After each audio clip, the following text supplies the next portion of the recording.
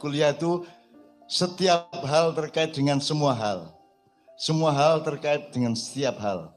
Itu namanya kuliah, kulun, dari kata kulun menjadi kuliah. Kalau satu hal berdiri sendiri itu berarti juz'iyah.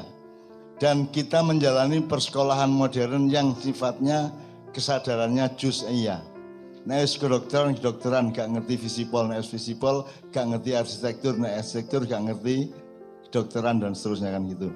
Nah kalau di maknya, makanya goalnya kita dalam pembicaraan pendidikan ini sebenarnya adalah satu cita-cita yang mudah-mudahan Allah mengabulkan. Iki ilmu kayak ndek maknya, iki cara belajar seperti di maknya sinau bareng. Iki nek diterapno dadi kurikulum ya apa ya? Nek PAUD ya apa, SD ya apa, SMP ya apa, SMA ya apa, universitas ya apa. Karena saya juga sebenarnya punya cita-cita untuk ada Universitas Maknya Indonesia.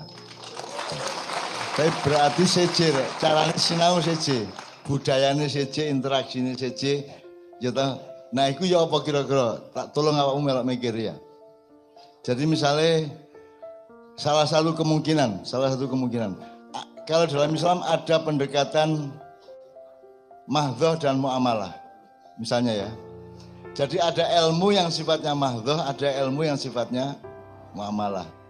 Jadi apa mungkin salah satu kemungkinan diterapkan tahun pertama itu mahdhah semua, tahun kedua baru muamalah. Asal mahdhahnya sudah matang baru muamalahnya bisa hidup. Contohnya gitu ya. Tapi kita belum tahu. Tapi kalau suatu hari Anda harus membuat sekolahan, saya cetak kon saiki, awakmu saiki mulang di kelas di awak umang. Saiki saya cetak awakmu mulangi setelah melok maknya. Beda toh ngelihat anak-anak didik, beda toh alam pikiranmu beda, cara memperlakukannya beda, belajar mengajarnya berbeda dan interaksinya berbeda lah ngono ya. Jadi mudah-mudahan suatu hari kalau Allah mengabulkan minimum kita bikin ya nek durung SMP SMA ya Universitas Maknya. Mungkin bisa diceritakan Mas Saiful, di SMK dan di sekolah-sekolah situ ada yang namanya takdib. Karena kita punya skalasi teori di mana orang itu kan roh sik mari ngono apal, mari ngono paham, mari ngono ngerti, mari ngono iso nglakoni. Jadi ada tadris, ada taklim, ada takrif, ada takdib. Itu yang kita terapkan. Nah, takdib ini coba diterapkan tidak mudah. Takdib itu artinya bagaimana menjadikan ilmumu itu menjadi peradaban hidupmu. Itu namanya takdib.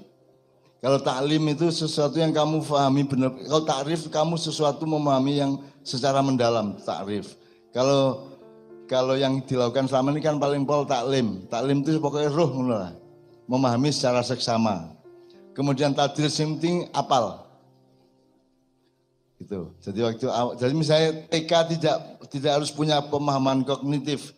Jadi anak TK diwurui apa medaya nang Wak Lurah terus ngambung tangannya Wak Lurah terus bergaul belajar sopan santun mengalami peradaban kecil ya dengan tetangga atau dengan masyarakat sekampung meskipun dia tidak harus mengerti secara kognitif atau mengerti secara taklim.